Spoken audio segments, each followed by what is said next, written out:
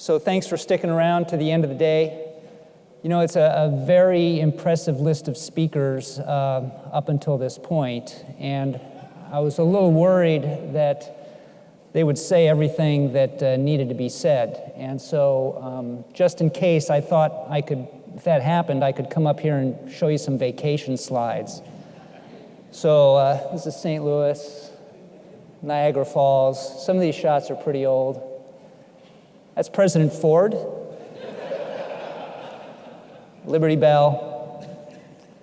And this is the main post office in Palo Alto. And this one's actually back on topic.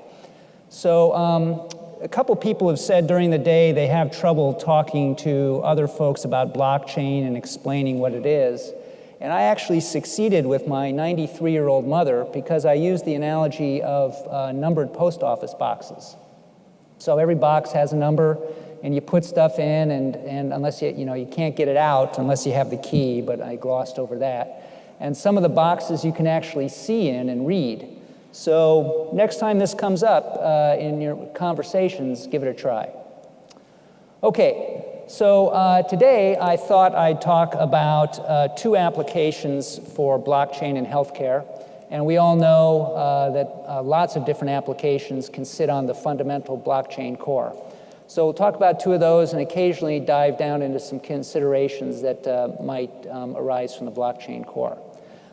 Quick note, my personal philosophy is life is too short for fancy PowerPoint slides, and you'll see that throughout the talk. To pay a little bills, why is a guy from Intel up here talking about blockchain? Of course, we make the Sawtooth Lake software kit. But beyond that, Intel is interested in health and life sciences because of our general attitude to make computing bigger, faster, more pervasive. Anything that is successfully computed engenders more computing, and that's good for our business. And Intel is really realigning in some ways to being a data company. Our CEO says the businesses we focus on and deliver solutions to create, use, and analyze massive amounts of data. So as a healthcare guy, that's great for me to hear inside the company.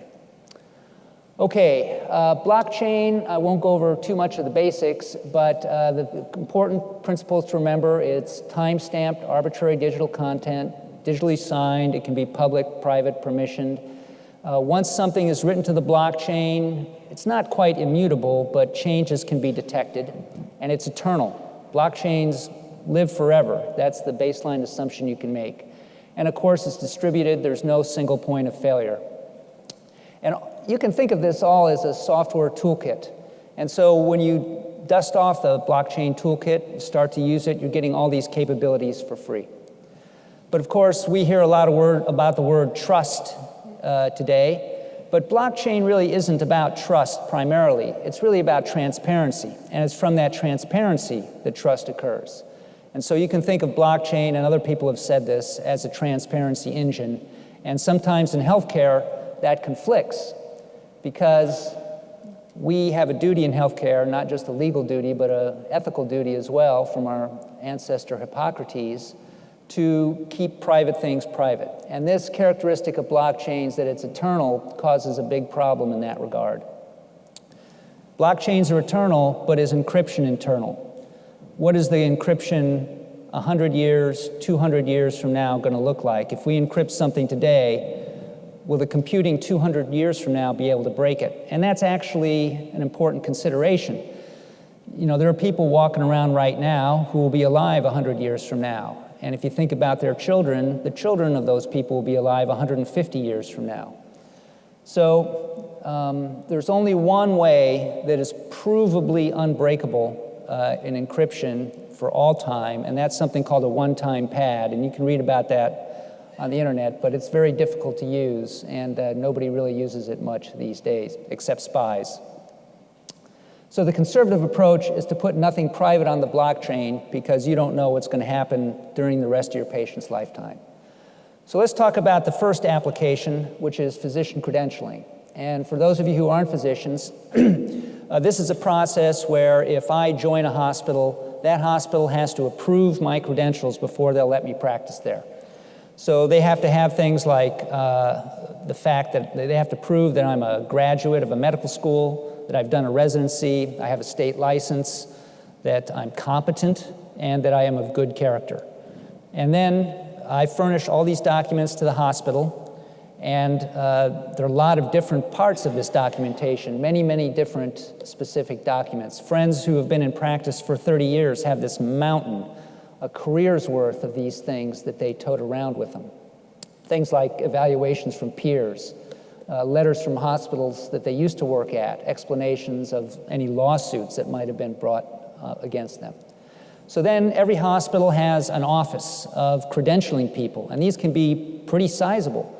And these folks do nothing but accept these incoming documents, and then they reach out to the rest of the world and verify that the documents that I as a physician gave them are correct and genuine. So they'll write to medical schools, they'll talk to the people who wrote my letters, they'll check national data banks, they'll check with the state licensing authorities. That's a lot of work. And so it takes months sometimes to get credentialed into a new hospital. And by the way, if you go to a second hospital in the same town, you got to do it all over again. Start right back at the beginning. So blockchains, as you might suspect, offer a better way. So let's put digital copies of all those documents into a blockchain. Your medical school diploma, your certificate of residency, the letters from your coworkers, your medical license, your lawsuit record, hopefully none. And then let's also put the verifications in there. So when a hospital takes the time to call up the state licensing board and verifies that you are indeed licensed, that goes into the blockchain as well. Same with the residency verification, same with your medical school. So the idea then is that all this stuff is digitally signed, time-stamped, can't be altered, and it's eternal. And that could save a lot of effort. In fact, once a hospital or two hospitals do this, if you've seen all these things that have been verified 3 or 4 times or 2 times, you're probably going to not do any of that. What does this look like on the blockchain? Well, you could imagine a very simple structure which would probably get 80% of the functionality that you would need. This shows a schematic of 3 records in the blockchain, what I call the National Credentialing blockchain. And every record has a referent. Either we're talking about a doc or some other document he submitted. There's some content, like a scan of the medical school diploma, or some note that a credentials clerk might have written that I called up the medical school and verified the graduation, and so on. There's the timestamp, and there are the digital signatures. So that's, I think, all pretty clear, but wait a second. Is blockchain really the right solution for this? Remember, blockchains are primarily a transparency engine, and there may be some issues here where, as T.S. Eliot said, the people don't want too much reality. So, for example, on the letter for coworkers, you want those coworkers to write honestly and without any inhibitions. And so somebody's not going to write a sentence like Dr. Jones seemed to have learned no medicine since 1980 unless they're pretty sure that Dr. Jones is never going to see that. Insurance companies may settle with patients who intend to sue, and that is not something that I as a physician would want out there in the wide world. And in the old days, before there was a cure for hepatitis C, people who had hepatitis C weren't allowed to be operating surgeons because they could transmit the virus to their patients. And I, as a physician, certainly wouldn't want that kind of information out in the real world. So you have to take, even in this somewhat legal and regulatory type of use case, you have to take the information that you're going to collect and you have to decide what is going to be out there public that is going to be exposed maybe 100 years from now or even longer, and what do you want to keep off the chain that you're going to not let people see. And so then you end up with this kind of division where some of the stuff, medical degrees, board certifications, that's no problem to put out there publicly. But then there's some embarrassing stuff that doctors wouldn't like, and maybe those are casualties in the cause of transparency and trying to protect the public. And then there's some other things that might go on the blockchain someday, sort of the casualties of living in a small digital village, the things you did that you wish you hadn't done. So once you do this, you end up with a data dictionary for your blockchain, something like this, where you've got all the interesting stuff over on the right side. And, well, excuse me, we've left now the, let me back up. Okay, so this is credentialing. But I think this sort of division has lessons for what we've heard a lot about today, which is medical records. And so if you look at the medical records with this same lens, you end up with all the interesting stuff on the right side, namely your clinical records. And the stuff that you can expose forever is really kind of bland, namely someone read some record at a particular time, or someone wrote some record, or someone billed for some service. And what's worth bearing in mind is that you can't even use consistent identifiers. So if I'm patient number 27, it can't be saying out here in the public that someone read patient record 27 and someone wrote patient 27, because a friend of mine could say, hey, I know John went to the doctor yesterday, he told me he was going to do that, and lo and behold, I see a record for patient 27 appear in the blockchain, so I have a pretty good idea that John is patient 27, and boom, just like that, my whole medical history is exposed to my neighbor. So you have to use inconsistent identifiers everywhere. And the question then is, well, what sort of information services of interest could you build from just that bland set of information? And the answer is probably not much. So you have to find some way to bring in the interesting information, but it has to be done safely. And that's really the challenge for those people who would talk about bringing blockchain to medical records.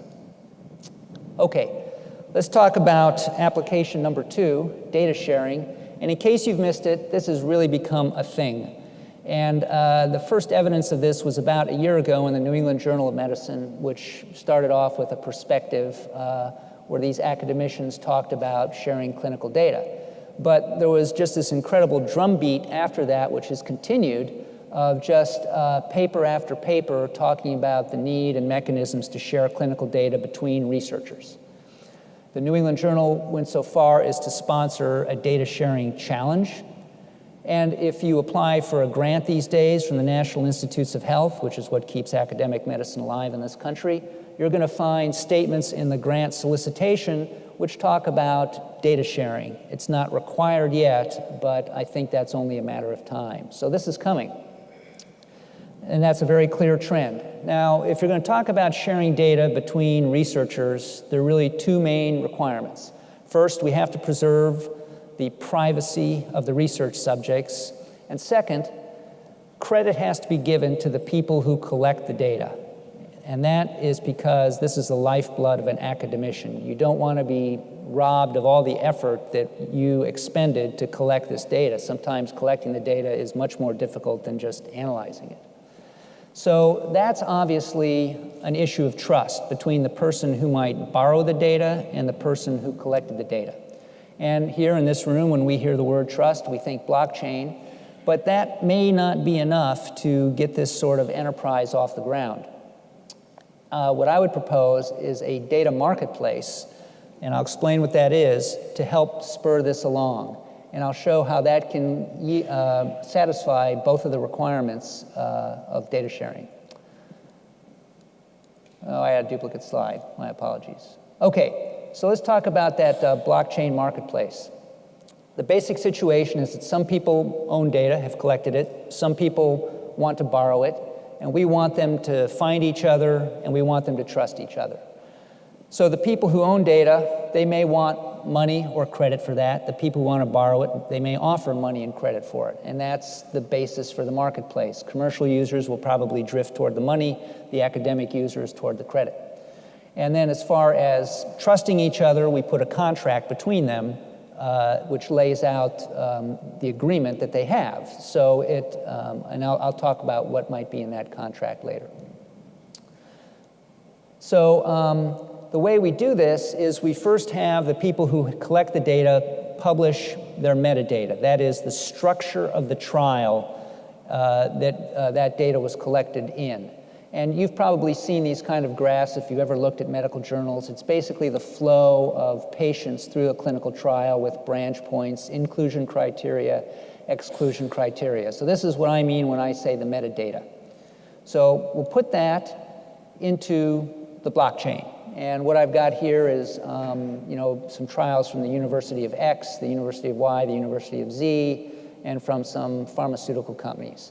And the way it's set up in this thought piece is that the data owner continues to hold on to their data, both the trial, the research subject data, and the metadata, but they just copy the metadata out to the blockchain. And the data borrower takes a look at what's out there. And the blockchain is a linear data structure, so that may not be the greatest for fast searching. So there may need to be some sort of search and query application that's built to interface with the blockchain. And so let's say now that our data borrower has identified that second trial as something of interest. So what he or she does now is dips into a database of example data sharing contracts, picks one out that he seems to be happy with, sends that as a proposed contract to the data owner, who, let's say, agrees, and so both parties sign the contract and put it in the blockchain. With the completion of that, the data owner then sends the data to the data borrower. The data borrower analyzes it, writes the paper, submits it to the journal, and in that paper, it will reference that signed contract. So that means that this agreement between the borrower and the owner is available for public inspection. That's transparency. And the readers of the journal will also have recourse to look at that. So that's pretty great. The contract, that contract between the borrower and the data collector can offer a lot of flexibility. The data borrower can promise money, or can promise co-authorship, or can just promise something in the acknowledgments of the research paper. The point is, they work it out. And in a more advanced version, of course, this could all be executable code so that funds could be transferred and so forth and so on. I think an interesting thing that smarter people might want to think about is whether authorship could be a type of cryptocurrency. So maybe I purchase some data from you by giving you some authorship coin. That could actually potentially solve a lot of issues in the scientific world relating to authorship. Okay, so far we've sort of looked at item number one, or criterion number one for data sharing, which is giving credit. Now let's look at the other one, which is preserving privacy of the human research subjects. So earlier, when we talked about the data collector just sending the data to the data borrower, this is really what's happening, is that the data collector, which is this green rounded rectangle, acquires data from, say, a different university or pharmaceutical company. That data is copied, sent to the data borrower, who combines it all together, runs a computer program to calculate whatever statistics are of interest, and then from those statistics, the conclusion is drawn in the research paper. So this is a bit risky, because if you look at this, there are actually 3 copies of the research data floating around. There's the original copy, well, you can see where they are.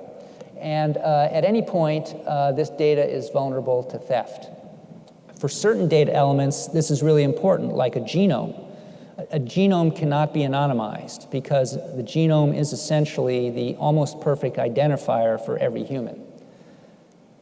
So the other problem with this is that subjects must consent ahead of time. Well, they must consent to this kind of data copying and data sharing. And that's an additional hurdle that any investigator getting consent from a research subject has to jump over. And data and investigators may not want to put that burden because they'll worry patients won't consent. And finally, the subject may not want to consent because I lose control of my data, and that is a trust issue in and of itself. So there's an alternative, which, for want of a better term, could be called analyze in place, where if I'm a data borrower and I want to bring in data from several different other institutions, I can have those institutions do my statistical analysis on their data and achieve preliminary results, and those preliminary results are then copied and sent to me. And obviously, or hopefully, the patient identifier drops out when you do that preliminary analysis. Then I just combine all the preliminary analyses into one big result, and I draw the same conclusion as before. So this is great because subjects only have to consent to data reanalysis. They don't have to consent to data copying.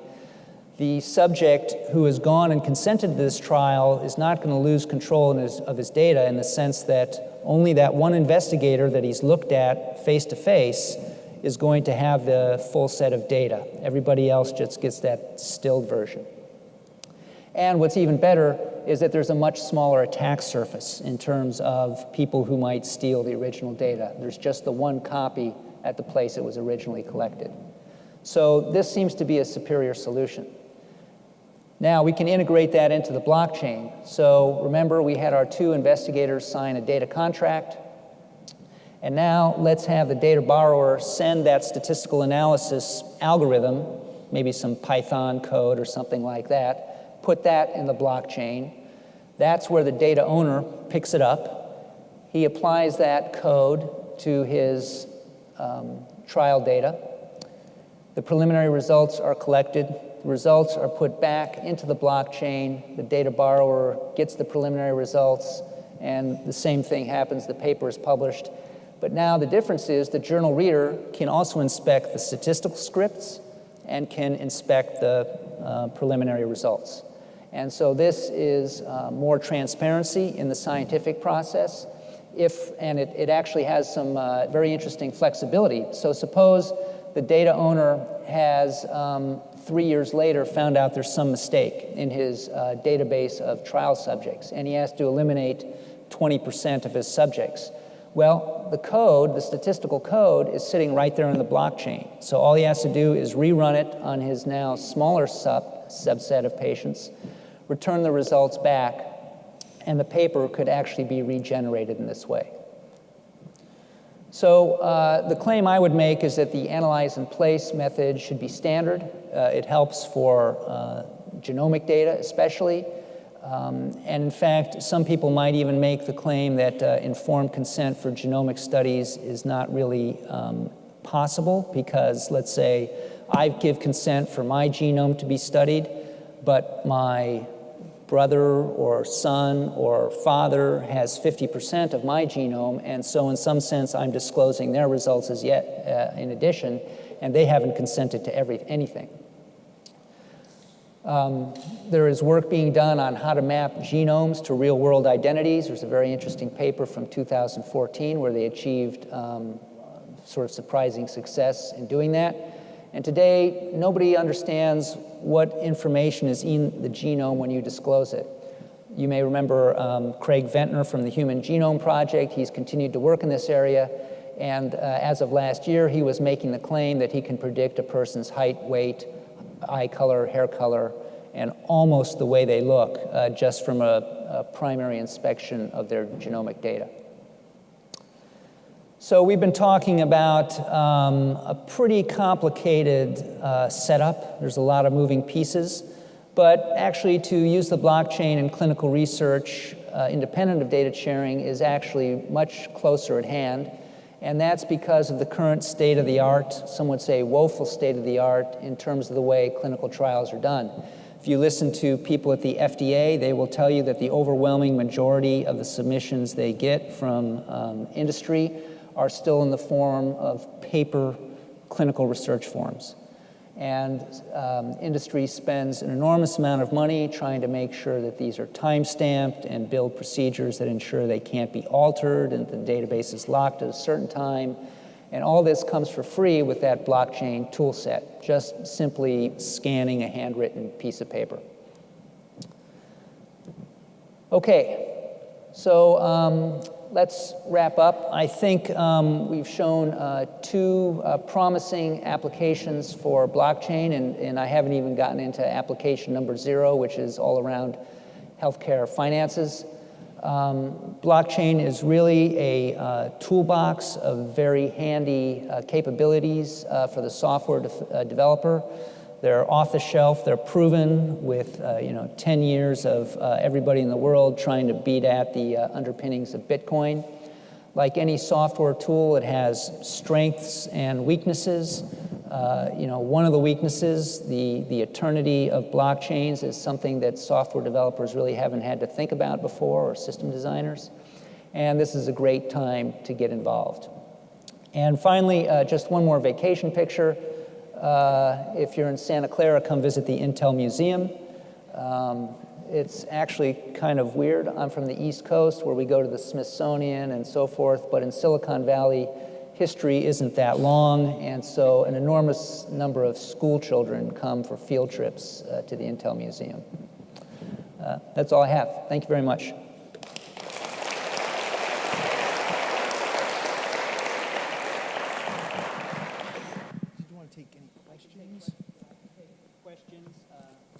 Have to give answers. He's reserving the right to offer no answers, but if there's any questions, I'm happy to bring them. Great.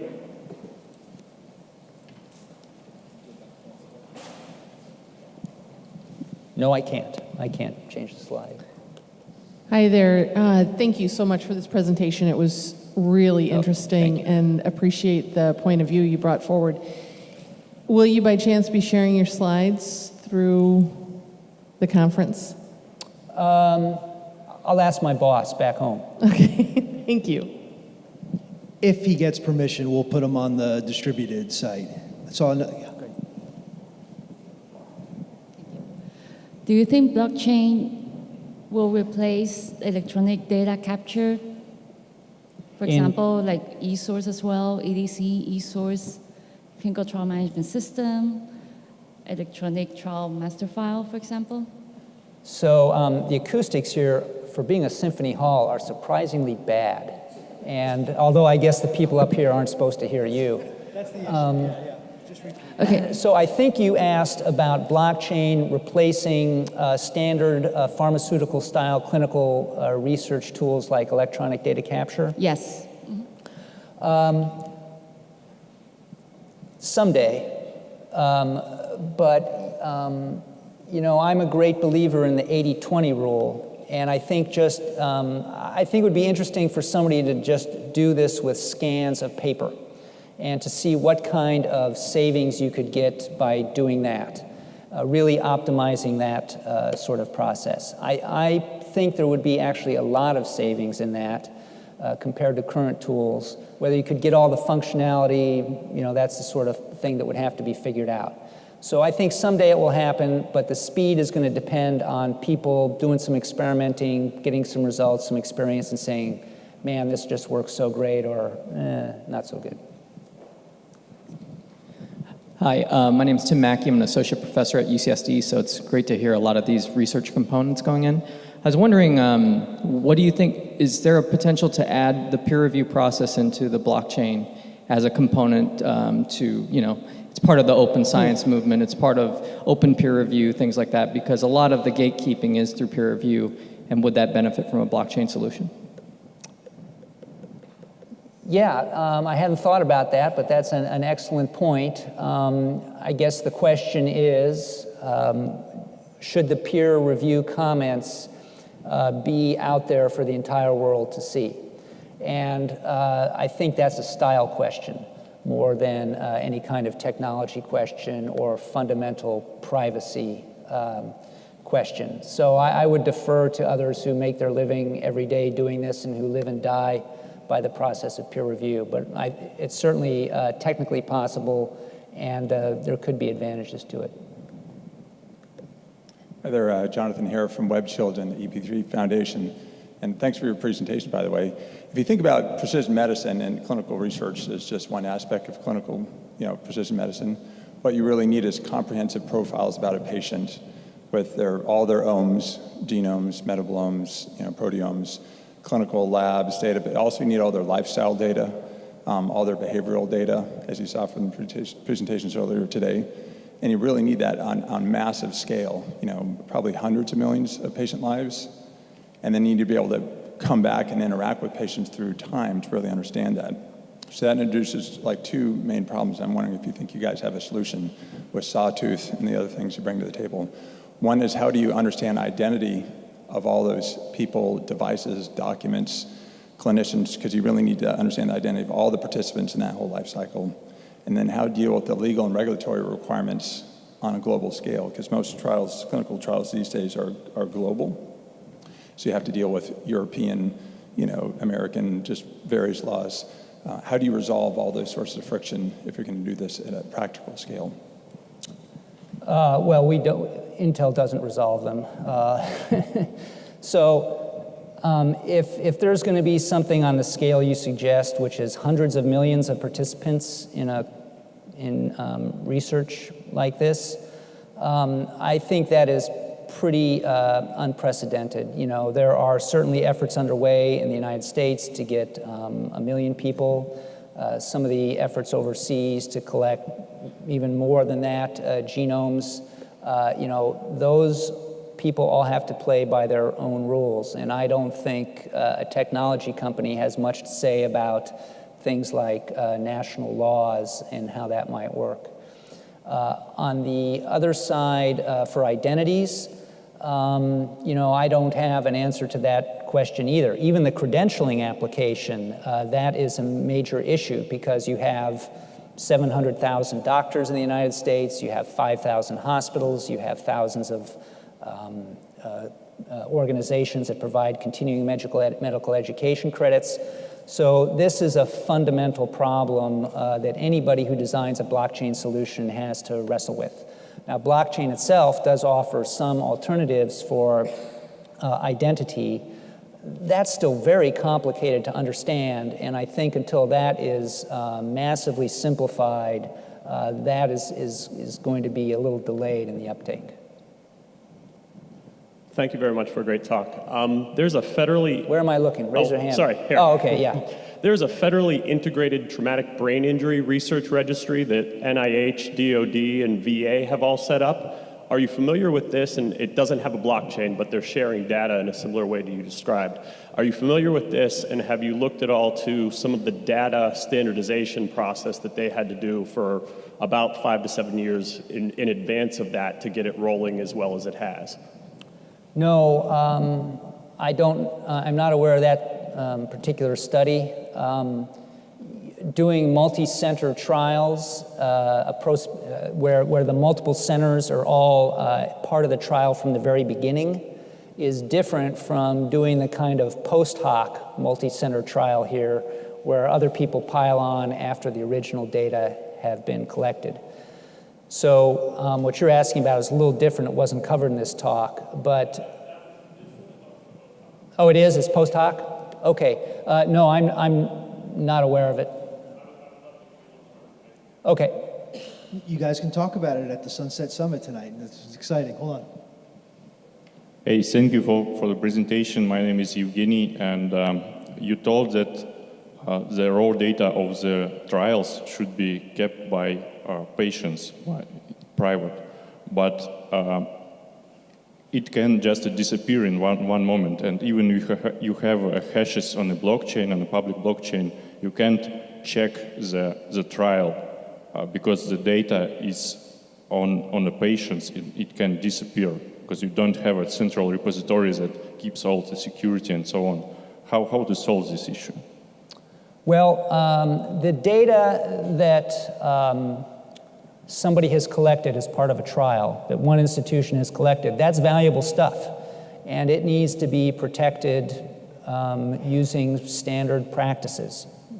Now, if somebody wants to replicate it on 4 different machines around the world, they can do that by copying it to a $100 4 terabyte hard disk you can get from Costco. Or, there are other ways that large organizations today have to guard their data. So there are a variety of different ways to do that. You don't have to guard your super valuable data only with blockchain. There are lots of different ways. Hi. So thank you for presentation. My question is about the incentive for the medical agencies or medical organizations to share their data to other agencies, because obviously we have to think about why I should share my data. There can be cases where you have a very good doctor, but once you share your data to the other agencies where they have the doctors that you don't have, you may lose the chances to make profits. So in your eyes, You mean? I'm starting to lose you. So are you talking about a clinical research study or patient care? I mean, just generally speaking, because blockchain, I believe that one of the applications to better manage the data of the patients, and you have to share the data with other medical branches, medical agencies. You know what I mean? Well, I thought you were going one way, and you pivoted. So I thought you were going to say is you were going to talk about the incentive for people in the research world to share research data with anybody else. I mean, between different hospitals or medical agencies. I think what you're saying is I'm a patient at Vanderbilt, and I want to go to Johns Hopkins. How do I get my data from Vanderbilt to Johns Hopkins? Yeah. Yes. Oh. Yes. Well, any hospital has a duty to take care of its patients. So this is just part of that duty. So if you come to see me as a physician and you say, hey, I want to go see Dr. Jones across town, in the old days, I would sit down and dictate a referral note to Dr. Jones and say, my patient is so-and-so, his problems are such and such, and this is what I've done. And that was a fair amount of work for me to do that. Now, that doesn't have to happen anymore. You're more than likely to, so I get some medical care at the VA. I go down to a little room in the VA and I say, hey, print me my record from the last 3 months. Comes off and I've got my record. So, there are lots of hospitals that are already set up to furnish the patient with the information to do with whatever they want. And that's, the EMR companies are doing that too, right? Patient portals are part of this, so certainly a subset of the information is shareable today. Hi. What would you say to the claim that using Sotos is basically using the proof of having an Intel chips and in a way is centralized at Intel? Well, there's no doubt. So everybody know what Sawtooth Lake is, and so Sawtooth Lake is one of these no, let me back up. If you know about Bitcoin, you know about proof of work, and that's a hurdle that has to be jumped in order to put something new on the blockchain. So there are many of these consensus algorithms, and one of them is proof of elapsed time, and that was invented by Intel, and it relies on a hardware feature in our chips called SGX. Okay, so that's what the question means, which is the question basically asks, we're talking about blockchain where nobody trusts anybody, and all of a sudden you're going to make us trust Intel. How many people have ever had a problem by trusting Intel? I don't know. Nobody was fired by buying Intel. That could very well be true. Yeah. Thank you. Any other questions? We're done? I think we're good. Okay. Thank you very much. Appreciate you sticking around.